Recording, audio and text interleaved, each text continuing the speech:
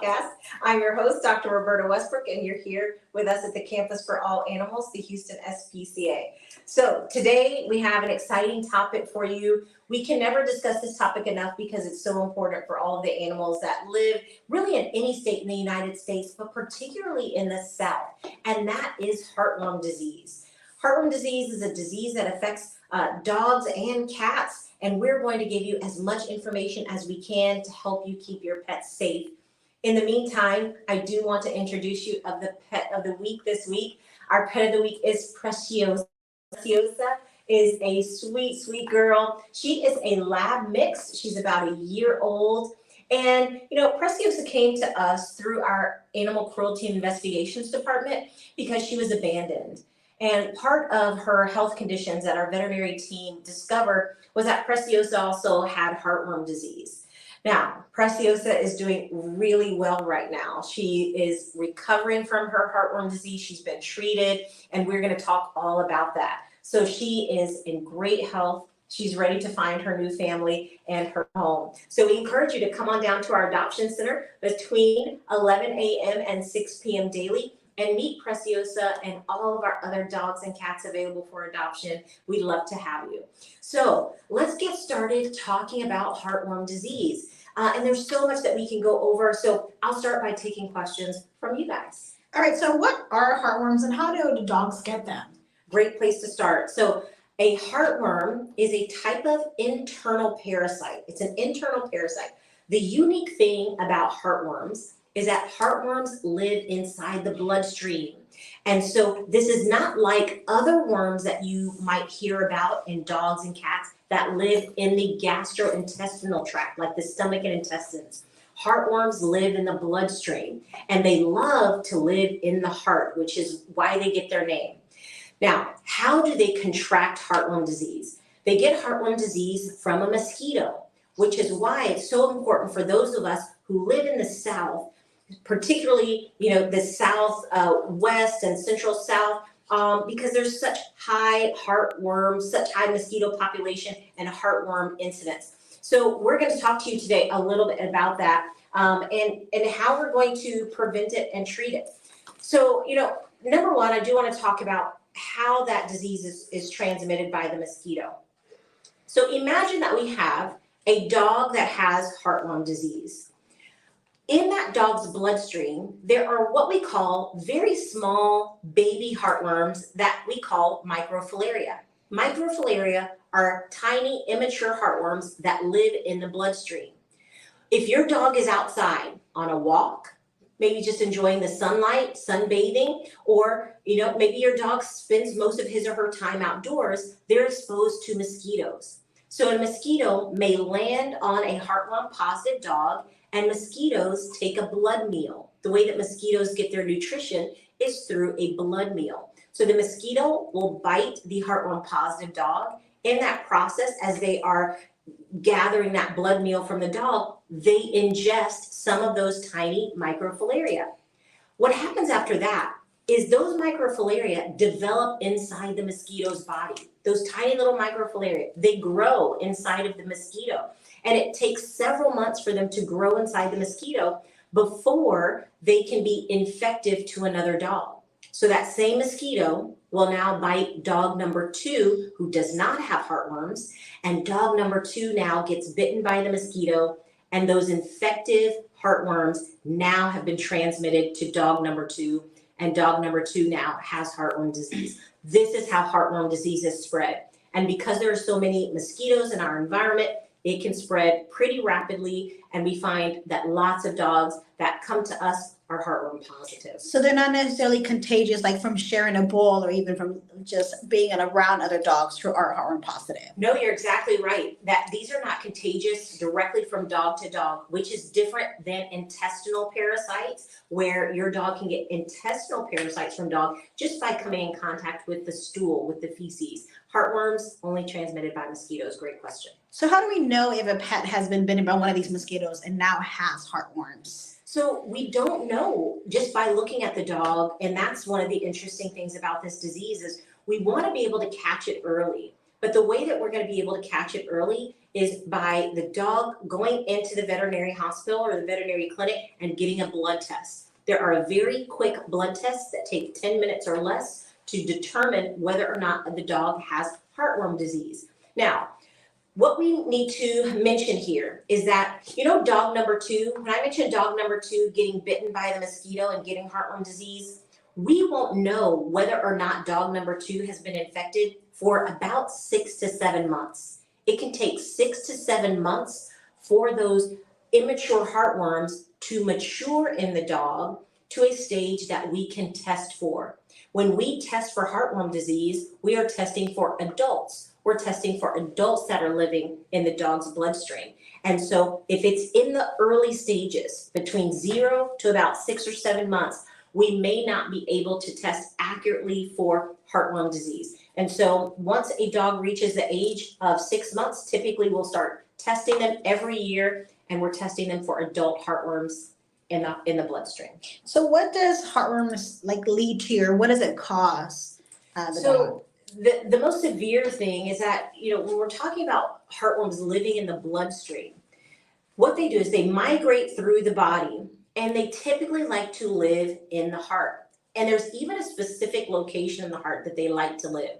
As they grow in the body, they go through several stages. And so they'll be immature in the bloodstream, and then they go through a stage where they're in the muscle of the body, where they're maturing and growing, and then they re-enter the bloodstream as adults. And they live in the heart, mainly in the pulmonary artery. The pulmonary artery, you can see these hearts here, as a matter of fact. This is a picture of an actual heart. This is a specimen of an actual heart. And if you can see these spaghetti-like strings here, those are actual heartworms that are inside the heart. And they like to live in the pulmonary artery. So that's the artery that is carrying blood away from the heart and going to the lungs. And so this is an example of what the heartworms look like in the heart. So when they live in the heart, they can obstruct blood flow. So in this particular example, there's only maybe 2 or 3 heartworms here. But in many cases, dogs may have 15, 20, or 50 heartworms in their heart. And you can imagine that with all those worms, it's almost like a bundle of spaghetti, of cooked spaghetti, and it's plugging up the heart, which obstructs blood flow. And if it obstructs blood flow, eventually the heart will go into heart failure. And so it's a very, very serious condition that we want to make sure gets treated, because we do not want dogs who have heartworm disease to go into heart failure because we've allowed this to go on for years at a time.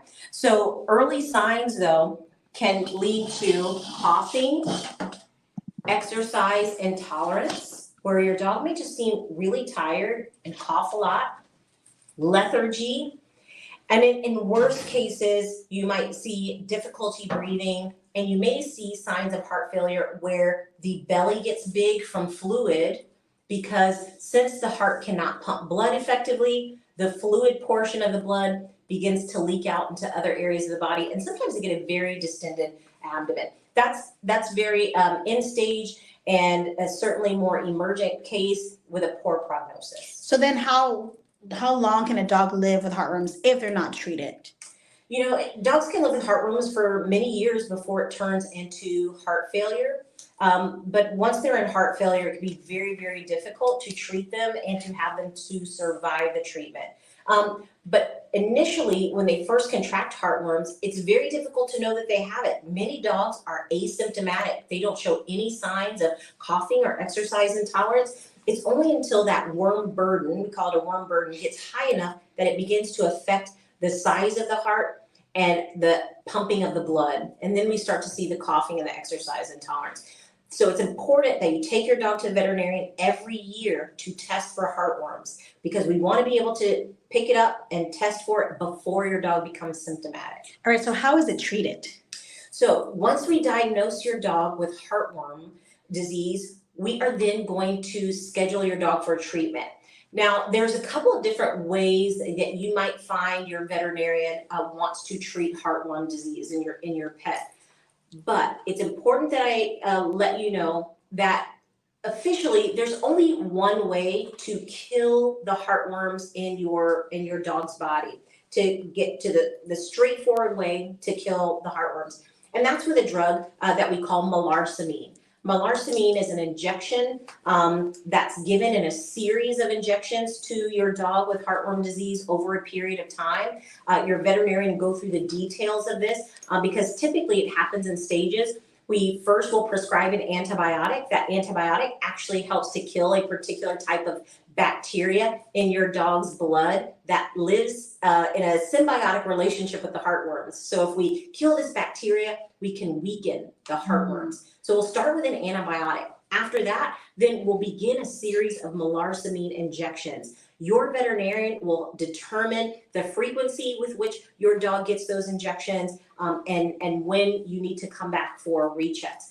But it does require injections. It does require a series of injections along with those antibiotics. And oftentimes it requires pain medicine and anti-inflammatories to help deal with the after effects of the heartworm treatment.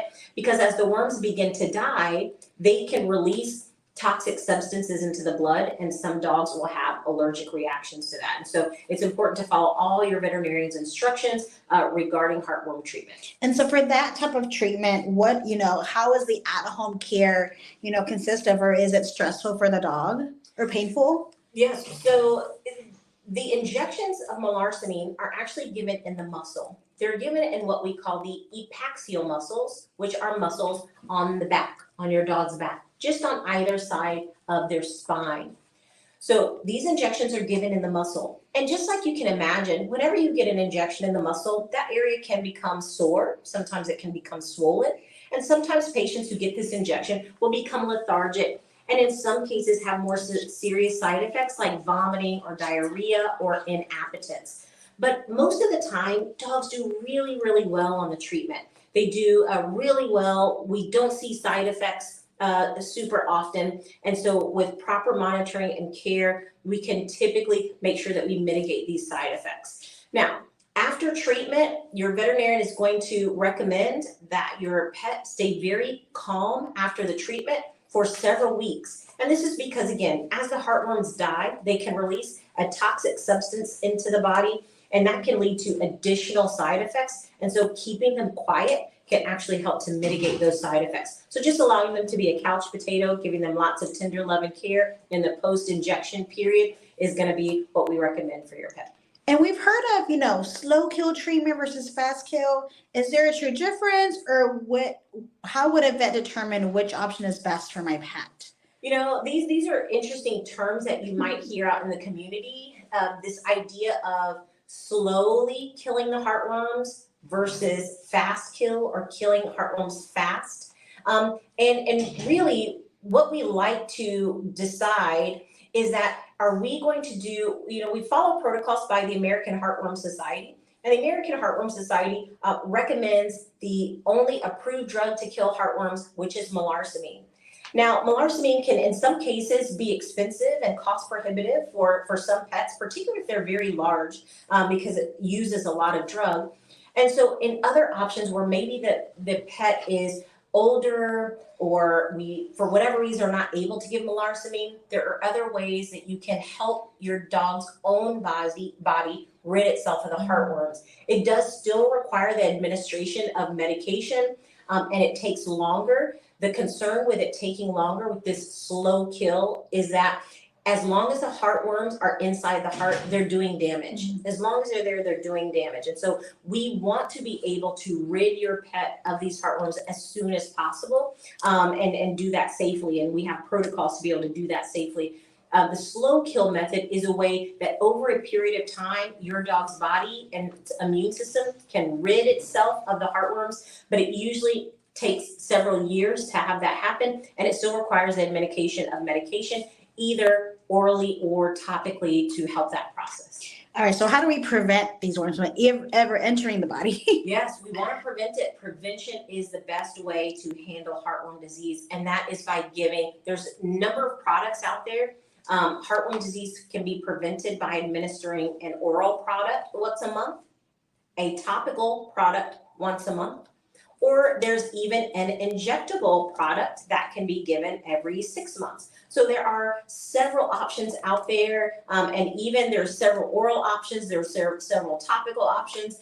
And so the best thing to do is for you to speak with your family veterinarian about what is best for you. If you think you're the kind of person that may not remember on a monthly basis to give that oral tablet or to put that topical liquid between the shoulder blades, maybe an injection that you only have to go in for twice a year would be maybe an option for you, a better option for you. But if you're the kind of person you can put it on your calendar or set yourself an alarm and once a month you can give your dog this heartworm prevention, that's like a treat, then certainly you can do that.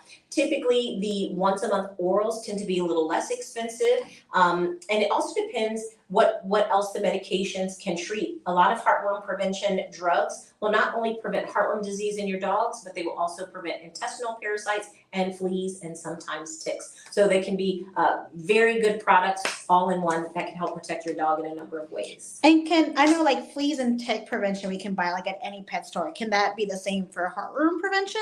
So generally you need a prescription from your veterinarian to get heartworm prevention. And that's because the risk of giving your pet this drug, if they are heartworm positive, can be high. So we want to know if your dog is heartworm positive before we prescribe this particular medication. So always see your family veterinarian, get a test for heartworm disease before you get the prescription, because we want to make sure that we're not going to give your dog something that could be harmful if he or she is already positive for the disease. And that's another question, if my pet is on that monthly heartworm prevention on the dot, why do they still need a heartworm test? It's because not all medication is 100% effective. We want to make sure that the medication is doing its job, and we cannot guarantee that without testing and making sure that it's effective. So it's still recommended and standard protocol to test your dog for heartworm disease once a month. In addition, if you're anything like me, sometimes you are forgetful and you might forget that heartworm prevention. Even 1 month you might forget, or you might give it late. And so during that period of time where your dog may be susceptible, if they have gotten bitten by a mosquito that has heartworms, then we want to make sure that we test every year to capture even that 1 month of skipped medication. Yeah, and if we skip it, accidentally, do we just give double doses or do we just go back on schedule for the next month? Yes, if you can, give it as soon as you realize that you need to give it, and make that your new start date for the month. So if you can give it as soon as possible, now you can give it 30 days after that. All right, a big myth is, my dog is indoors and indoor only dog, so he doesn't need any prevention. Yes, well, how many times, especially those of us in the South, have you been inside all day and you're still scratching yourself because you have mosquito bites? Mosquitoes will find a way to get that blood meal. And so they may come in through a window, through a screen door. The quick little time that you're walking from your home to your car, or you're letting your dog out to go to the bathroom, they are getting exposed to those mosquitoes. And so even if your dog spends 90% of his or her time indoors, they still are exposed to mosquitoes and they can still contract the disease. And even, in the cooler months, it's amazing weather now, so I don't see them out anymore, but do they still need them even during those cold months? Yes, even during the cold months, mosquito populations are down, but they are not zero. And so we would rather you be safe than sorry. And it's recommended to give that heartworm prevention 12 months year round. And then for prevention, a lot of, people are going to say prevention can be costly. Any tips for that? Absolutely. So even though prevention can cost, it is so much cheaper than the treatment. So, monthly prevention can be as cheap as $8 or $9 a month. In some cases, if you have a small dog, it may be as inexpensive as $3 or $4 a month. So monthly prevention can be actually quite inexpensive. Now, when you compare that to the treatment, if your dog actually has heartworm disease, we can be talking hundreds or thousands of dollars to treat your dog. And so we want to make sure that we save you that cost of treating the dog, save the dog, the trouble of going through the treatment, and that we prevent this disease from happening. And do heartworms only affect dogs, or can cats also get them too? Cats can get heartworm disease as well. And so when cats get heartworm disease, it actually takes fewer heartworms in cats to cause really severe symptoms. So mosquitoes can transmit heartworm disease to cats in the same way that they do to dogs. The symptoms in cats tend to be more severe. Unfortunately, cats can go into heart failure quickly, and they can even die suddenly from heartworm disease. And sometimes that can happen with only 1 or 2 worms in the heart. So it's much more severe in cats, unfortunately, and we aren't able to see the clinical signs sometimes as early as we might in dogs. And is there any options for treating it in cats? Yes, we want to prevent it in cats. So there's heartworm prevention in cats that you can also give either once a month orally or once a month topically. So same thing in dogs, the key is going to be to prevent it. Now for cats, there's no treatment for heartworm disease. And again, part of that is because it's more difficult to even test cats for heartworm disease. So because they have so few worms in their body, they only have 1 or 2. Oftentimes the tests that we use are not sensitive enough to pick up those 1 or 2 heartworms. And so the treatment for heartworms is also a pretty serious treatment, and oftentimes it's too hard on the cat's body and causes too many side effects. So we don't have an FDA approved drug to treat heartworms in cats, but we have many products that we can give to prevent it. So prevention is going to be the key for cats. And can a heartworm positive dog be adopted out from us? Yes, absolutely. So, heartworm positive dogs still live very long, happy, healthy lives. And so we will test all of our dogs for heartworm disease, and we still put them up for adoption because we want them to be able to find families who are going to be able to give them wonderful, wonderful homes. And we are grateful to our partners who help us to be able to do this. We're grateful to VCA, Veterinary Centers of America, who helps us to treat some of our heartworm patients. We even do some heartworm treatments here on our campus, and we will make sure these dogs go up for adoption after they've gotten their treatment and recovered. And we're even grateful to foundations like Bissell Pet Foundation who help us to fund these heartworm treatments. So with the help of some of our partners in the animal welfare industry and people like you who are willing to open their homes to dogs who are recovering from heartworm disease, they absolutely can find a home and they can go on to live long, healthy, happy lives. My personal dog was heartworm positive. When I adopted her, she was a rescue and she lived outdoors. And so she was exposed to heartworms and she was exposed to mosquitoes and she contracted heartworm disease, but she was treated and she's doing well now. And she's about 12 or 13. Wow. So they can live very long lives. And where can we find cost-effective prevention or treatment for our pets? There's lots of places that will provide cost-effective treatment. And our pet wellness clinic here at the Houston SPCA offers heartworm treatment. So if your pet has been diagnosed with heartworm disease and you are looking for ways that you can treat your pet for heartworm disease at an affordable cost, please come see us. You will consult with our staff and our veterinarians, and we can give you a plan for moving your pet forward toward wonderful health. Well, we thank you so much for joining us today at the Pet Pawcast. We appreciate you joining us every week, and we encourage you to come on down to our adoption center every day from 11 a.m. to 6 p.m. To visit all of our pets that are available for adoption.